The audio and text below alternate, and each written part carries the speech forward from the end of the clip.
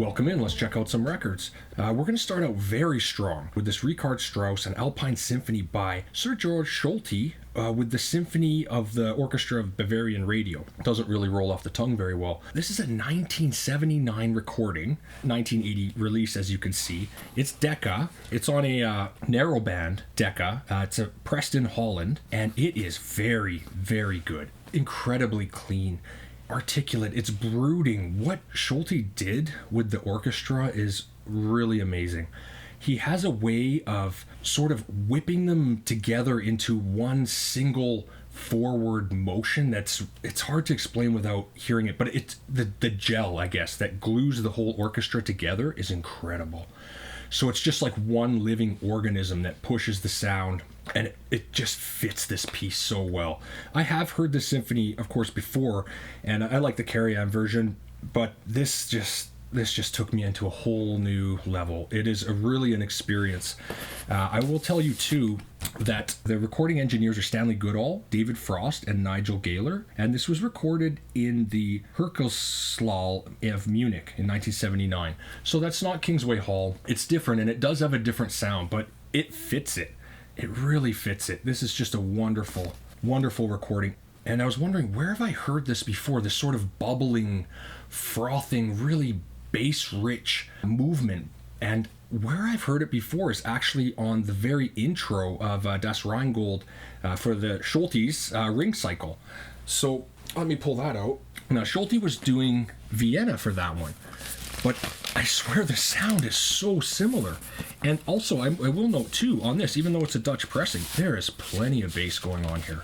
I don't feel like it needs more bass at all. It's great, and it really suits it. The pressing suits it, the recording venue suits it, and Solti is just a force of nature. Every time, I just have so much appreciation, more and more, every time I hear him.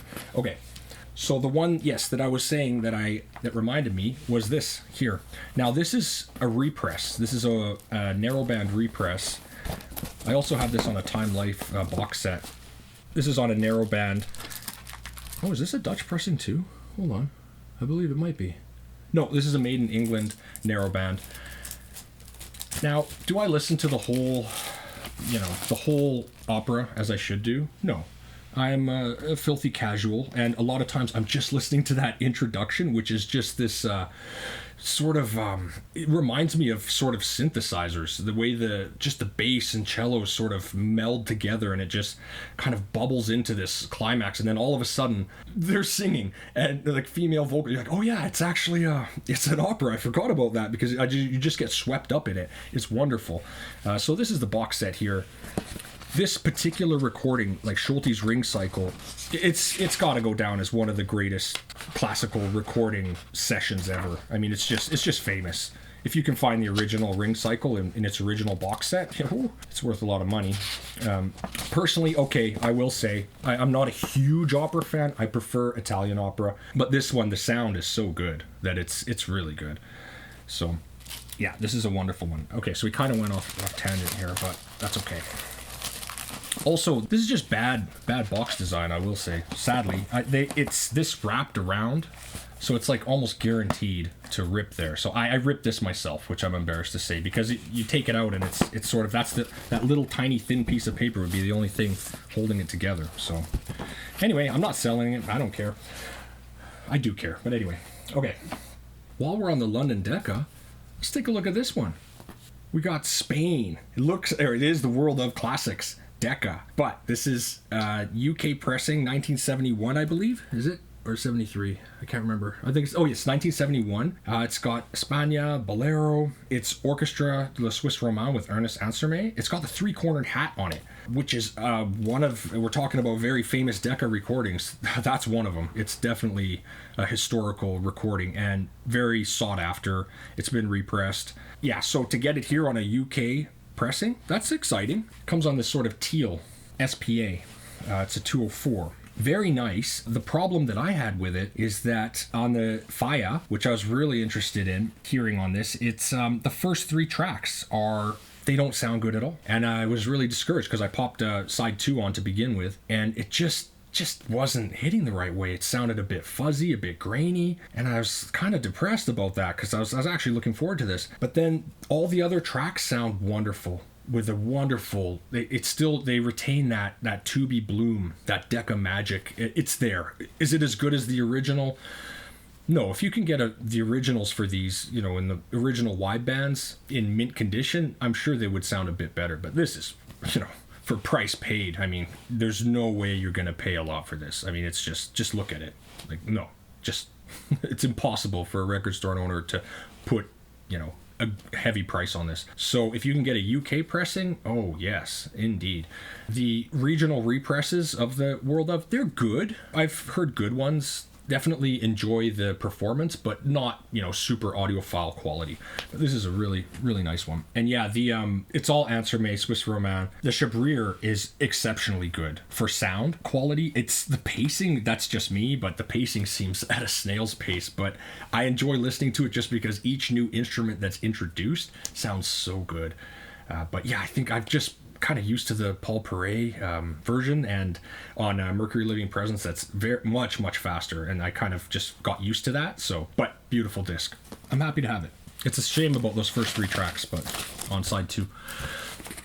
So I was lucky enough to find this in absolutely mint condition. Bizet and Grieg Carmen Pierre Gint, St. Louis Symphony Orchestra, Leonard Slacken. This is on Telarc. So this is a Soundstream recording. Not all Telarcs are Soundstream. Some of them they did use the Sony PCM 1600, but they're using the Soundstream. It is a wonderful sound. German pressed. This is 1979. And it is dead quiet. It has the Telarc sound. It doesn't sound as harsh and digitally as most digitals from this era, especially 1979. It's almost like halfway between what you would think a digital disc and a pure analog disc would sound, to me anyway. There's not that great to it, and a wonderful dynamic range. It's excellent. There's something very special about the St. Louis Symphony Orchestra recording venue, which I believe was a converted movie theater. It just sounds like a studio recording to me, their recordings there, and in a wonderful way. I know a lot of people, sure, and sometimes I like to pretend like I'm at a hall listening to it, but for certain pieces it does sound really good, the studio way, where it blends together beautifully.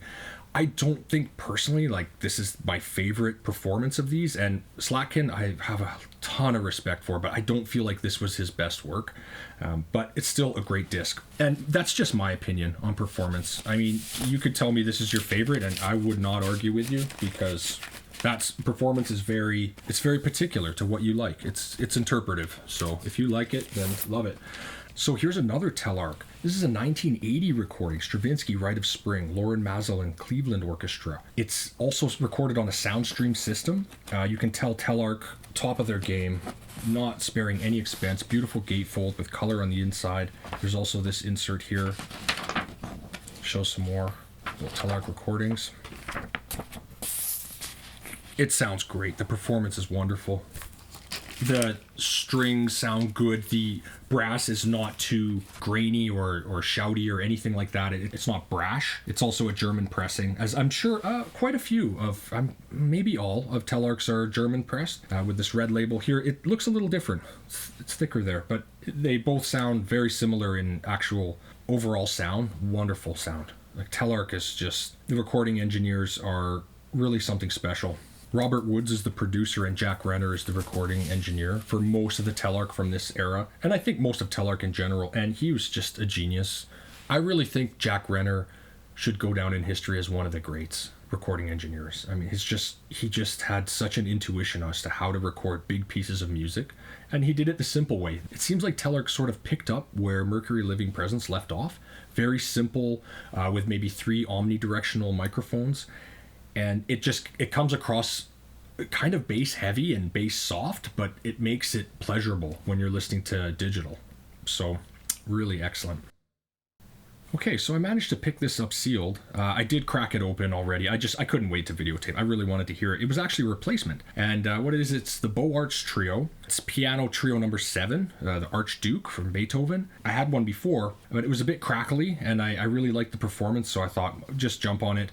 and grab it. And it's really a great performance. It comes in a gatefold. It's kind of special. I suppose it's their 25th anniversary. It's a wonderful disc. I do love it. It sounds different, I must say, than a lot of other Philips that I've heard. And what's different about it, it's still the same, made in Holland, 1980, Dutch pressing on this classic Philips here, but it sounds a little darker than usual. It doesn't quite have that vibrance and top end sort of openness that I kind of equate with Philips. It just seems a bit darker. I gotta say, I don't quite think this is their best recording. Of a lot of Boards Trio sounds just fantastic, and this one, I have to say, I think it's the recording, and maybe in the way they kind of mixed it down, it just doesn't, it's not quite their best work, but you know, it's nice to have a very clean copy, no pops and cracks or anything, and it's really good. And since we're on about talking about sealed records, let's just crack this one. Why not? It's EMI, Karajan in Paris. It's also a 1980 pressing. It is a UK pressing, so that's kind of cool. Let's give it a shot here. Fail. Just come on. There we go. Okay. Oh, it's so annoying to put it backward. So here it is. Let's just see. Woo. Oh yeah, postage stamp. Wonderful. Oh baby, that is just a good feeling. Yeah, just a mint EMI 1980 UK pressing. I am excited. Okay, I'm gonna listen to it and I will be back. Yeah, it's really, really good. One kind of thing, I guess it's kind of known too, is that there was a little bit of dust and debris on the actual disc itself. Like, only if you look at it, because I was playing it and I was wondering, like, I'm still hearing some pops and clicks. Like, usually if you pop out a Philips a lot of times, or different kinds from sealed, and they're dead quiet right out of it. But this one, a little tiny bit, so it's going to need a deep clean. But the sound is really wonderful. I did forget to mention that this is Karajan with Berlin on EMI. Hello.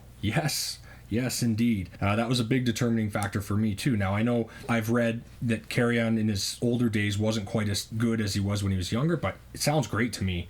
Really, really good. The performances sound great. I mean, I'm just spot checking it now, so I'm just back here. It was really hard, though, for me to lift the needle up on some of these. I just wanted to keep listening. So, really engaging performances. We got Bizet, Chabrier, Gounod, and Berlioz. Really wonderful. 1980? Yeah, it's great. It sounds really good. The bass impact is quite excellent.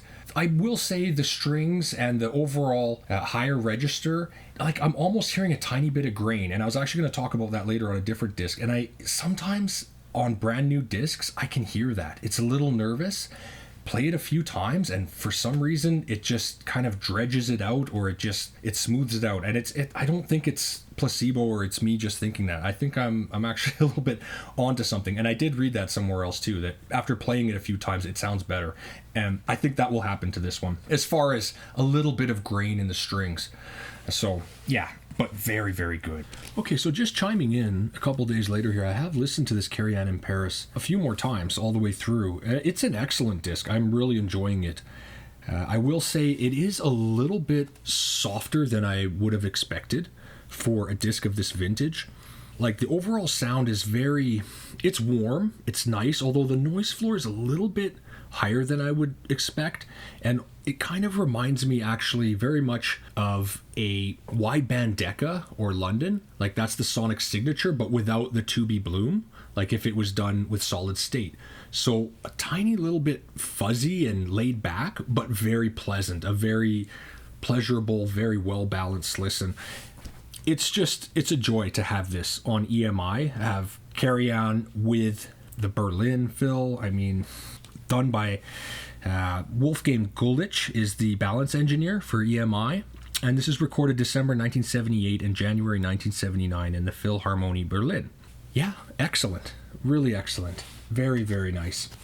Then it got me thinking, okay, well, what was normally, when you think of Karajan in Berlin, it's usually Deutsche Grammophon. I mean, actually before, in the, I think, early 60s, Karajan did record with EMI. You will see an Angel in North America that's very popular. You'll see it out there, which is his Sibelius 5. I can't remember if it's good, but I think it's decent, and I think it's on a blue Angel. And it's pretty good. But usually, mid 60s to late 70s, Karajan's with Berlin. And as we all know, like, the sound is a bit compromised with Deutsche Grammophon. So it got me thinking, like, let's pull one out. Let's pull out a late Karajan on Deutsche Grammophon and do a one-to-one comparison at least. It's not the same piece. What we have here is Tchaikovsky's Symphony No. 6 with decent times, right? Just one disc. That's all that's on there. And this was a 1977 original recording as well. The Tonmeister, recording engineer, is Günther Hermanns. Well, okay, it's on a classic yellow, made in Germany, original pressing a la Herber version. It's on the disc itself is a little bit more heavy, so they're kind of past the oil crisis here and getting back into normal weight discs. It's so frustrating, I'm sorry to say, but it starts out, both sides start out very promising. Wonderful, rich tone to the cellos, and it sounds bright and fresh and full, extremely quiet vinyl. Then as progressively as more and more instruments get introduced, it just deteriorates, and it's so frustrating because it's such an excellent performance. I mean, I'm not really a huge fan of this piece, but I respect what they're doing here. I mean, they're really playing very well, but just the pressing is not good. On the big moments, it sounds awful is the only way to describe it. The horns are abysmal, like just grating to the ear. And what I can't understand is, how did this pass quality control? How did they, make such a beautiful glossy cover and a nice disc? Just flawless. This copy I have too. I forgot to mention, like, nothing on it. It's got that beautiful, very shiny sheen to it, and just no hairlines or anything. But how? Like, on no cartridge, no amp, no EQ setting could this ever sound good. So it's not like they had some special setup that they were listening to that sounded like, just put it on any playing system, it's going to sound terrible in the big moments. So I don't know. And I'm sorry to disparage Deutsche Grammophon. I mean, they're a giant. They've done so much good things for classical in general. There's the original source series, of course, which is incredible that Deutsche Grammophon did it. I personally don't own any, but that's not to say that you shouldn't. I think the way they went about it is really great. Pure analog all the way through. I mean, it's great for classical music on vinyl, what they did. The reason why I don't is to get one in my hands. Like, if I go onto the Deutsche Grammophon website, I'm kind of interested in that Karajan Mahler 6. To order online and get it into my hands, it's $110. So for me, the way my purchasing goes, that doesn't really mesh with it. I remember being like a young lad watching Sesame Street and being very frustrated watching the Cookie Monster eat cookies. He just kind of jams them in his mouth, and they're all kind of going all over the place. I was just always, I remember even thinking back then, like, if you eat them one at a time, you can actually enjoy them more. You're not wasting them. Well, my vinyl classical addiction has gotten so far out of control over the years that I have like an embarrassing amount of discs that are in mint shape, original pressings that I haven't even listened to yet.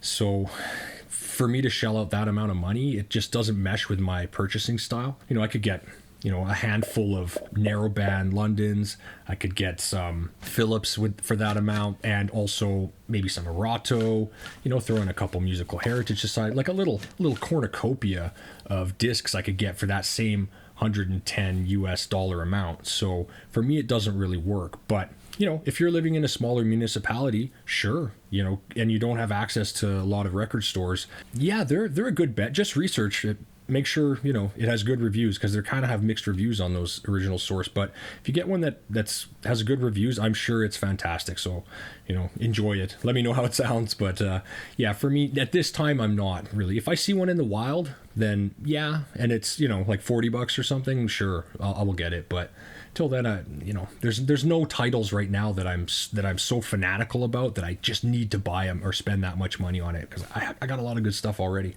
And I do have most of the originals that they repressed. I have them already, either in an original German pressing or a repress. And there's good music there for sure. I just don't feel that inspired by the recording. So if they really somehow brought it back, that's good. but I don't quite have full confidence that they can bring it fully back. And I have heard some reviews of people whose ears I trust that say some of them are kind of wacky still. So yeah, there's that. But, Deutsche Grammophon, I mean, the label is just incredible. I mean, I can't think of a more recognizable record label for classical. Even people who don't collect classical, they know of it. If you look at today a modern jazz collector, and they're an audiophile jazz collector, and they have all jazz, like walls of jazz, and they're like, oh yeah, I don't have much classical, but here's my classical selection, and it'll just be like 10 original source pressings. Obviously, they're doing something right. I mean, that's incredible, right? They're so recognizable, and they've, over the years too, Deutsche Grammophon has just put out incredible works of art. I mean, the artists, the repertoire, just they've been in it and in it to win it for years and years, since I guess the 40s. Like, it's nuts. So somebody asked me, what's your advice on buying used Deutsche Grammophon? I would say definitely approach with caution. The safest bet would probably be the Purple Tulip ones, which are from the early 60s. It has a less complicated sound. They were recorded a lot more naturally and much better success rate. Now, getting them in pristine condition, that's a little tricky because people certainly played them. But they are out there, and some of them are just really good sounding. If you just popped it on and didn't say what label it was on, I'm sure a lot of people would not guess it as Deutsche Grammophon, because some of them just have that wonderful natural sound. Getting into more modern stuff, yeah, there's a lot of variability, and there's no silver bullet. Some regional represses sound better than the German ones. Usually the German sound are more smooth and more clean, but sometimes it makes the strangeness in the strings sound even worse. So yeah, try to listen to it, I guess, is the only way. Listen to it before you buy it, because there's so many titles out there. And I'd say, 10% are probably good. The other 90 of I'm saying from 1967 to 82, 90% are just, they're just annoying to listen to, because they're usually great performances, but they're just totally compromised sonically. So one thing I will say though, the more I listen to Deutsche Grammophon over the years, I feel like the piano is not bad. Just the way they tone, their philosophy for producing the tone of their albums, I feel like piano or plucked instruments, like a harp or even guitar, can sound really good and convincing through Deutsche Grammophon. So if it's or very small chamber, but yeah, more so solo, like piano, harp solos, or guitar, they're convincing, and a lot of times they sound really good. So if you're getting modern ones, that's something to think about, I suppose. Okay, so just chiming in a little bit later here, I did follow my own advice, and I got this Deutsche Grammophon piano piece. So this is Mozart with Wilhelm Kempff. It is the red stereo, which is probably the most desirable and valuable, I would say. Not that I got it for that reason, and they're usually quite consistent, I would say. So this is a Purple Tulip. It's a 1962 recording. This is an original German pressing. It sounds great. It's wonderful. The disc itself is, oh, wow, in great shape. I can see spindle marks on the inside, but whomever owned it took very good care of it. No scratches, nothing. Just, I saw one or two fingerprints on the dead wax, which is a good sign, meaning they're handling it properly. But yeah, to get a piece like this in such good shape is just incredible, from 1962. And these Purple Tulips, they usually have good stuff. I mean, it's not guaranteed, but they're good. And the piano tone is really nice. It's very pleasant. It doesn't have that weird EQ at all. It just sounds really nice. A little bit bright, but really good. And the piece itself, I mean, the way Kempff plays, it's really suits it. Just very light, very easygoing on the keys, and it's just a pleasure to listen to. You just pop it on, and it doesn't ask anything of you. It just wants to be appreciated. So very, very good. Then it got me thinking, how good is it? Let's compare it to another 1962 recording, which is on London Decca. So we've got this here, Beethoven, the Sonatas 30 and 32 with Wilhelm Backhaus. Wilhelm's looking a little bit bewildered and shocked at the immensity of his own talent. I mean, he's just a giant. His playing is just unreal. So good. If you haven't heard him before, you got to check him out. He's really, really good. And I got these two. I got this one and this one, both on the same day. It must have been the same collector. Both have holes punched in them. they couldn't sell. I don't know how. It's just, this is top notch.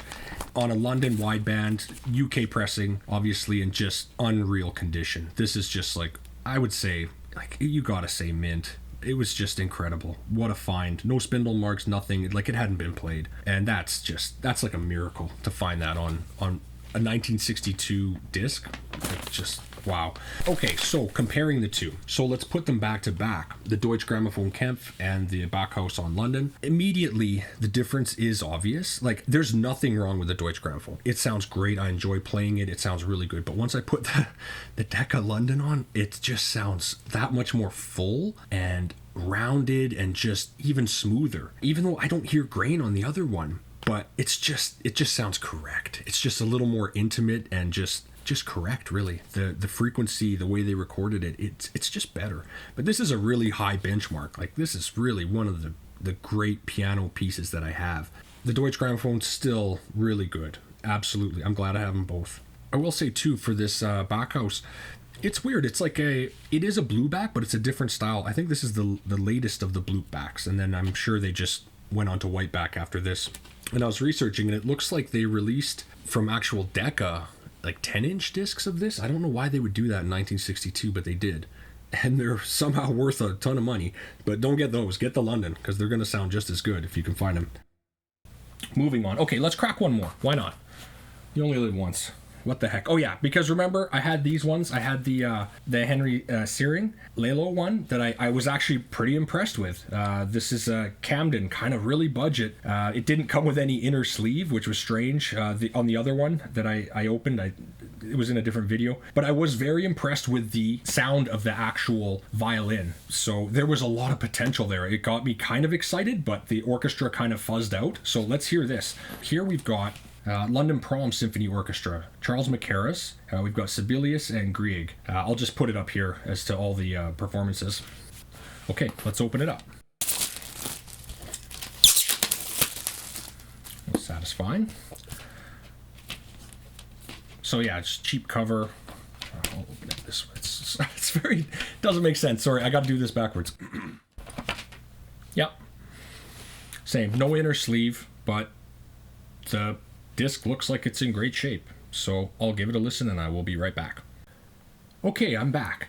So a little disappointing, of course, with the no inner sleeve, that there was a lot of dust on it. So I did a really kind of hard felt brush session with it, which of course, is going to add some static to it. But I actually found a little trick too, which you might want to try too. If you are felt brushing and you can feel the static, like it's midwinter and you can feel the static, just touch some of the pieces of your gear that are on. I touched this one tube amp and I hear I feel like it's a discharge, like it's going through my body and discharging out the tube amp. It works. So, you can get those zero stat things. I've never tried one, but hold it in your hand, like, hold it normally, like how you would, and just touch a couple things. You might feel a little pop because sometimes, you don't want to do a deep clean, but you need to do a bit of brushing, and it does add static. So the disc itself, it's, again, a mixed bag, kind of like... It's frustrating. It's a bit fuzzy and splashy in the big moments. Definitely, yeah, the first track, the Finlandia, just the horns didn't sound right. It just sounded wrong, just distractingly bad. But the track 2, which is a much more mellow track, the Valse Triste, very compelling. I'm bordering on excellent. Like, yeah, there's a noise floor there. You can definitely compared to the cracking this one, the EMI. The EMI was a lot more quiet. It's really good. Like, it's good music, a good recording, and the parts that are low sound fantastic. It's just, it seems like the vinyl itself can't handle high impact moments. It kind of splashes out a little bit. Not in all of them, but enough to be like just distracting. So anyhow, let's move on. Here's a special one. EMI, Beethoven, Symphonies 1 and 5, Muti with a Philadelphia. I mean, look at the cover. Look at the intensity. Somebody in the oboe section is in big trouble. It's a wonderful disc. It's digital, but it's on this digital, the Cream, which True Stereo pointed out as well, which I absolutely agree. The True Stereo, yeah, check out their channel. They do symphonic stuff on reel-to-reel tape. I'll put a link there. Check it out. It's awesome stuff. These Angels with the tan and the black, almost every single one that I've heard are great. They whatever it is, they got it together for this series. So this is a smoking disc. Digital or no, it sounds wonderful. It's direct metal mastered. There's a lot of impact. Just the way he balanced the orchestra. Muti, you are the guy, man. Like, it slams it in a good way. It doesn't sound, sometimes some Beethoven, it's like they're playing too hard and it comes off wrong. They're playing hard here, but it's just so good. Both symphonies. The one, I'm really enamored with Symphony 1 on here. Wow. I want to see if this is pressed by Capitol. It is pressed by Capitol, and Capitol has put out some crappy records. This is definitely not one of them. Also, I will say, there are a few, I have another Muti, I think Verdi choruses, and maybe one or two more that are not digital, also on the TAN, and they're quite good also. So this is one to watch out for. Let me get into the engineers. Sorry, I forget who that was. So this is a 1986. This is getting to the end of vinyl in general. It was recorded in October and November of 1985. The engineers are John Kurlander and John Newton. Well, those are names that I'm definitely going to be watching out for. Everything about this disc is absolute audiophile. I hope you can see it without the glare. Highly recommendable. Wonderful disc. Through and through. Here's an amazing but slightly bittersweet record. This is Stravinsky, The Firebird with Dokyani and Vienna Philharmonic. It's a 1979 recording, and it's on this cyan-style London with dark purple lettering. So this is a Dutch pressing, which makes sense for this time frame. The performance is outstanding. It's quickly becoming my favorite one for The Firebird, and there's a lot of great recordings for The Firebird. But just the virtuosity of the playing, the pacing, the overall just presentation is just top-notch. And the recording itself, it's actually, it was recorded in the Sophensaal, Vienna, and the engineer is James Locke. It's incredible in the way that you can just differentiate all of the different instruments. Everything has its place, and just the whole spread and the feeling is just really top-notch and just absolutely suits this piece. So it is a pleasure to listen to in that sense, and it's really invigorating. It doesn't splash out or anything in the big moments, and it doesn't just sound like a whole bunch of sounds. Like, you can still differentiate, which is just so incredible. The one problem that I have, unfortunately, is that it's fatiguing. It just, most times when I'm listening to normal, just pure analog records, the tension in the back of my neck sort of releases over time. After like 15 minutes, there's just this release. With this one, it's actually the opposite. It starts to build up, and I just feel a bit anxious after maybe 5 or 10 minutes. So I can make it through about half a side. And I'm not just being a baby, because there's other digital discs that I can listen to, and they're fine. So that's unfortunate, and I think it's a result of being early digital. Maybe there's just clock jitter, and they just didn't have it right yet. It gets better, but unfortunately, some of these London early ones are not so good. Also, Angel, definitely there's some Angels, especially the ones that they have like a triangle, and I'll put a photo of it up. It's basically like, if you're in the jungle somewhere and there's a strange beetle with a marking on the back, that's kind of how I think of these Angels. Not all, but most are quite grating. There are a couple that aren't, but there's some that are just atrocious and I can't listen to them. So it's a good one, bittersweet. This one was quite intriguing to me. It's Academy of St. Martin in the Fields, Neville Mariner. This is a 1980 recording, though, and this is sort of the Academy Encore, so their favorite stuff to play, but a new recording, and on Argo. So it comes in a nice gatefold here, and a single disc. It's one of those ones where you kind of wonder, hey, are we missing a disc here? What happened? But it is just a single disc. It's on Argo, so this classic blue. Is it Dutch? It is a Dutch pressing. Yes, another Dutch pressing. Sadly, I have to say, I'm a huge fan of Argo. There's some wonderful records, and I'll still buy them with confidence, but this is one of the weakest Argos I've heard, actually. And it's in flawless condition. Like, there's no grain, no noise, or anything static sounds. The overall just recording just isn't that good, I have to say. And it was actually kind of shocked me. It just sounds a bit shouty, a bit weak. Maybe that's the Dutch pressing. But I've heard good, that the Strauss Solti sounded way better than this. So, yeah, a little disappointing, I have to say. A little bit, not quite distracting. It's just not something I want to listen to intensely that's going to just blow me away. And the performance is pretty good. it's kind of the same as what it always sounds like to me. But anyhow, so that was a little bit disappointing, I have to say. And of course, I don't want to throw any shade at Argo. Argo has come forward with some incredible pieces with very, very high quality stuff. None more than this. Franz Joseph Haydn, the Nelson Mass. If there's ever been a time where you sort of look around your listening room and you're wondering, like, what am I doing with my life? Like, this is nuts. All these records, this old style of playing things, the cartridges, the setup, the preamp loading. Like, why not just listen to digital? This. This is one. I'm sure you have your own too that you just put on and you just know. Like, this cannot be replicated through digital. Now, I'm going to go through some nice digital ones here that are great, but it's not the same. This is an incredible disc. And if you don't like choral, I understand that, but this one, I'm going to say, if you see it, just grab it. It's a Nelson Mass. It's got an all-star lineup. Sylvia Stallman, Helen Watts, Wilfred Brown, Tom Krause, the choir of King's College, Cambridge, London Symphony Orchestra under the direction of David Wilcox. It's just a masterpiece of composition. Even on the back too, I did not know, but it said Nelson Mass is arguably Haydn's greatest single composition, which...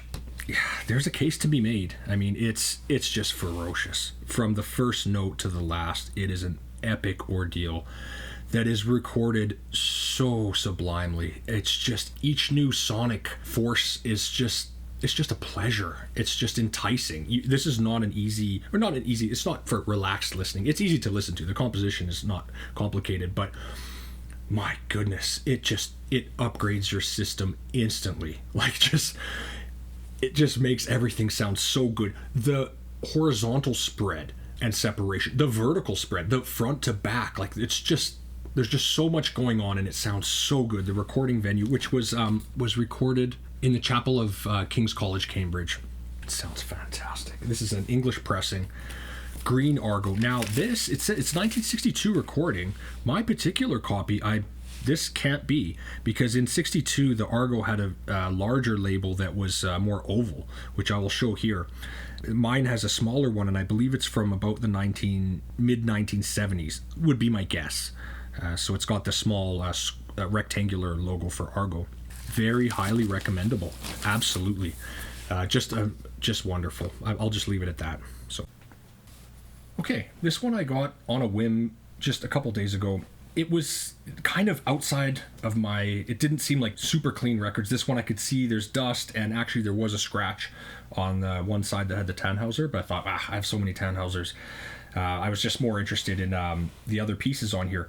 So this is Wagner, Theodor Gulschbauer with Bamberg. It's a 1976 Erato recording. It comes in a gatefold, as many Eratos do. You can see the RCA down here.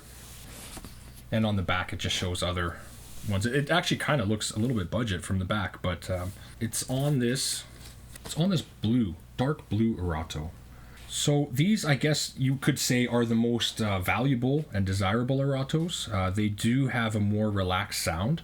Then after this, they went to the black ones that are very, very good, although a little more edgy and sometimes a little more shouty. When I first listened to this, that's what I was saying. I first listened to it and it sounded nervous. It just sounded too kind of high pitched, and I gave it a deep felt brush cleaning, and then I let it play with a conical a bunch of times without listening to it, and it cleared it up. I know it sounds like you're talking a bunch of nonsense, but I swear it does something to it. Just playing it does something to it, and it sounds really nice now. Very relaxed. It's definitely not as articulate as I mentioned the black one would be if they did a repress of this on the black, but very, very nice. Yeah, there was actually a visible hairline, and I thought, okay, I'm willing to just accept that and not play that side, the Tannhauser, but I played it and you can't hear it. So it was sort of like a scrub, someone's fingernail or something on there. But anyway, it plays fine. There's a little bit of pops and clicks, but it's very, very nice. Just play with speakers and it's good. So yeah, the blue Eratos, I'd say, are recommendable. There's other colors too. You can get red, the greens, purple. I haven't had as much luck with those other colors for Eratos, but the blue and the pure black, definitely quite good. Okay, we're going deep into the weeds for this one. What the heck? we've got a limited edition real-time records. Have you heard of that before? This is a digital recording. Zoltán Rozsonyai conducting the Philharmonia Hungarica. We've got Rossini and Berlioz. Very strange. Yeah, compelling. I actually passed on it. I saw it in the record store and I thought, no thanks, but no thanks. Interesting. Came back. Start reading the back. They're talking about things like the microphones are specially modified transformerless AKG C414 with new type diaphragm installed and calibrated by AKG Vienna. Line amplifier custom built. It goes on and on. Like the mix console engineered and built by MK, totally passive design. Okay, so hold on though. Passive mixer, would that just be a whole bunch of pots, I would assume? And you're just attenuating. Anyway, it goes on about all the gear. I'll put it up here. It's just like, you know, the disc mastering. They're talking about everything. Like it's kind of making my heart flutter a little bit here, just reading all this stuff. Just like audiophile. They're speaking the audiophile language here. So I thought, okay, let's just try it. Did a quick check on Discogs, and okay, yeah, they're going for money. So, okay, I grabbed it. This is the Miller and Chrysler Sound Corporation in Culver City, CA. So, what else do we have here? Recording engineers Ken Chrysler and Steve Decker. Disc plating at Teldec, West Germany. That's a good sign. They are using, this is not SoundStream. They're using the Sony PCM 1600. Here's the, yeah, look at the disc. Flawless. Like just still sharp on the edges. Like it hadn't been played. Also around the edges, we've got 50 hertz and 60 hertz. I suppose that's to help to find if your turntable is going at the correct speed. It does nothing under these incandescent lights, possibly under fluorescent lights. You could be able to see if you're out a little bit. Okay, let's talk about the recording and the actual presentation. It sounds wonderful. High-grade audiophile, really reminiscent of Telarc. There's an incredible impact, wonderful stereo spread. All the instruments sound very natural. I'm guessing all the excellent gear that they used, it all added up to give a really, really special kind of final impact. Now, I will say though that the bass, the way they recorded, I have a feeling they did it very simply, sort of like how Telarc does it and Mercury Living Presence. And the bass does sound not fuzzy, just soft. Like with the huge bass drum when it's being hit, it kind of sounds like the mallet itself to hit it was like wrapped in a little bit of something soft. And there's a little bit of gap from the low bass to sort of mid bass and lower mid range. There's a little gap there, but I'm really nitpicking there. The performance, quite good. A little bit of hesitation here and there, but it's just an overall really wonderful experience. And with the Rossini, they really play in a very drippy sort of romantic rubato, almost like, I'm gonna say kind of like flirtatious kind of way. Like I know that the pieces are kind of like that, but it's really they really went there. So it's definitely different than any other kind of sound and different than any other kind of performance. So it is special in its own way. Very, very nice. Real-time records. I will keep an eye out for them. I mean, it's really good. So yeah, anyway, that'll wrap it up. Thanks so much for watching. We'll see you next time.